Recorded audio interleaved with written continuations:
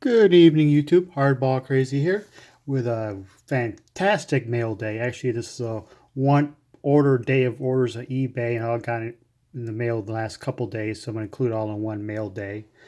My last paycheck had a little I call it a mini bonus. It's all the unused personal time off where you unused comes back in a yearly cash bonus. So I use portion of that for a little baseball card purchase. So I got 5 cards here for 2 big bills for 2 Ben Franklins. So I'm going to show you what I got for it, and I think I got a pretty good haul.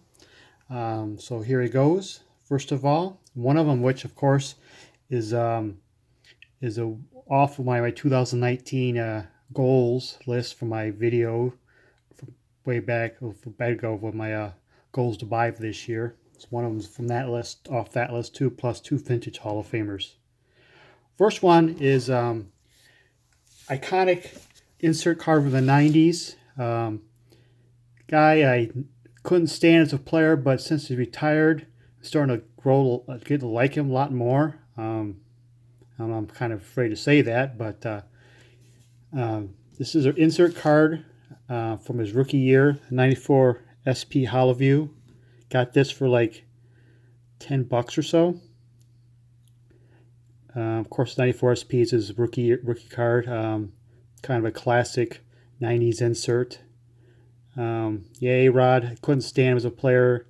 It was the Yankees, and just the way he carried himself, his ego and everything, and just turned me off. Of course, all the PEDs and stuff like that.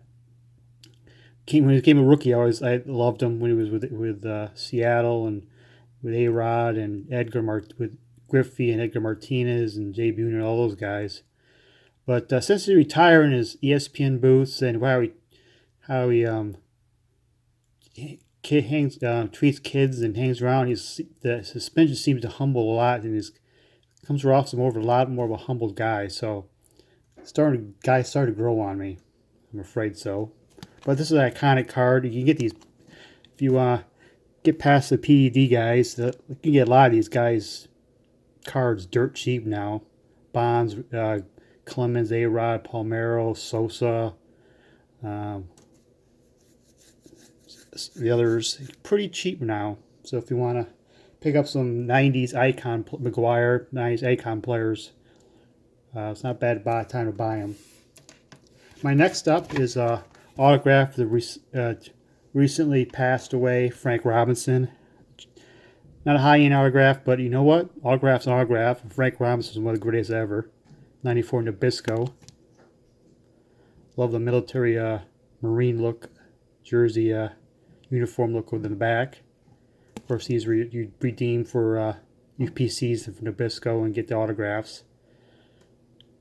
Obviously, it's not licensed or anything, but you know what? If I could pick up a Frank Robinson autograph for less than $15, whether it's a high-end, low-number, superfractor numbered card, or just a redemption card from the 90s with unlicensed, you know what? A Frank Robinson autograph is a Frank Robinson autograph. I can say, you know what? I have his autograph. I do.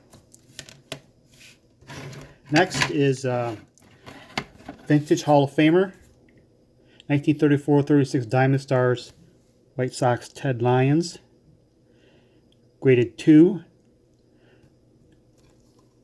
This is from 1935.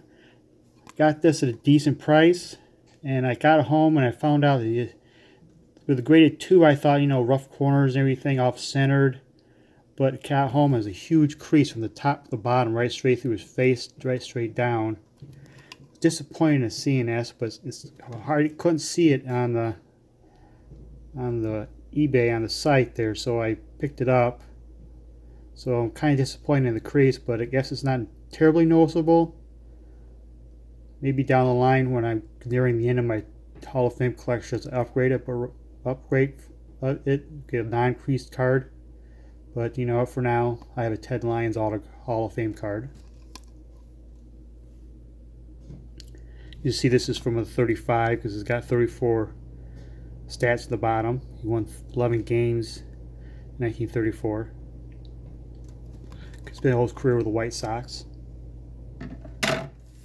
Next is major autograph for my want list from this year, 2019 to-do list, I guess. Is everybody's our generation's one of our favorite players, best athlete I ever seen play. Bo Jackson, Vincent Edward Bo Jackson, 2016 Bowman Chrome draft autograph insert, numbered 99. Got this at a very good price. There's so many Bo Jackson autograph cards the last 5 years, 6 years or so, even longer than that. I don't want to overpay for a Bo Jackson autograph card, so I've been looking for. I want one in a Royals uniform, one decent looking. I didn't want to overpay for a Bo Jackson autograph because there's so many of them out in the market, and it doesn't really matter what number it is or what set it came out of. I just want a nice looking Bo Jackson card at a good price, and I think I got it here. And my last one is another Hall of Famer, 1934 Gowdy, Chick Hafey, PSA 2. This PSA 2 is a lot better than the SGDC 2. A little bit of paper loss up there in the top where it says 1934 series, but that's the only really flaw I see. The corner's a little bit rounded. I usually SGG is a lot more consistent with their older grading cards than PSA, but I think PSA got them this time. If you don't know who Chick Hafey is, he's kind of known for some firsts. He was the first prominent player coming from the Cardinals farm system. If you don't know the history of the Cardinals farm system, legendary general manager Branch Rickey, we of course all know about from Jackie Robinson. Before he was the Dodgers GM, he was the Cardinals, and while he was with the Cardinals, Rickey came up with and installed the first ever farm system in Major League Baseball, where he signed a whole bunch of players, grew them up to become major leaguers. And Chick Hafey was the first real prominent success story out of Branch Rickey's new brainstorm. Chick Hafey also was the first prominent, he wasn't the first player to, but he was the first prominent player to spend his whole career with wearing eyeglasses. I think I read that the first guy, his name is Specs Torsier or something like that. I don't know, I can't remember the exact name, but Hafey got hit in the head a couple times. He had migraines and bad headaches and problem vision, so he spent his whole career wearing eyeglasses. Even on the back it says one of the best players in the National League despite the fact he is forced to wear glasses. So it was like it's a handicap or something. Nowadays it's like a common thing. He was first to join the Cardinals after a few years of the minor experience, become a regular member of the team. He won 2 World Series championships for the Cardinals. He had a short career because in his career the injuries and the head injuries and stuff like that shortened his career. One also first with Chick Hafey is that he was the first player ever to get a hit in the All-Star game history. First All-Star game, he was the first player to get a hit. So that's Chick Hafey, man of first, Hall of Famer. One other first about this card is this is my first 34 Gowdy. Of course, 34 Gowdy's got the Lou Gehrig says thing on it. What he quotes, what his thoughts on with the back of Lou Gehrig, his thoughts on the players. There you have it. That's my eBay mail day. Hope you enjoyed the video and have a good night.